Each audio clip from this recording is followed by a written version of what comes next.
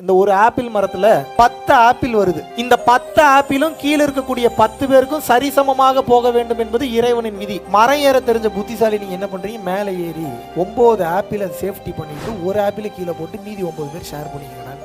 அதுலயும் 2 கடி கடிச்சிட்டு தான் கொடுக்குறீங்க. இது நியாயமா?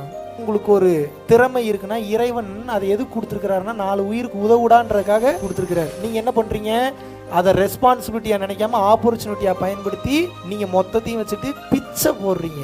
உண்மையாகவே உடல் உழைப்பை பயன்படுத்தி நீங்க சம்பாரிச்சீங்களா?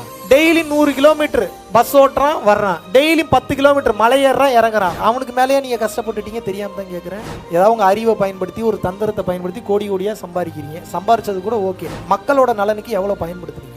இப்படியே போனீங்க அப்படின்னா என்னதான் நான் தப்பு பண்ணேன், ஐயோ இறைவா நான் என்னதான் பாவம் பண்ணேன் கேட்குறீங்கல்ல, அந்த பாவம் என்ன ஏதுன்னு கூட தெரிய வைக்காம உங்களை கொண்டுருவாரு. தான் நடக்கும்.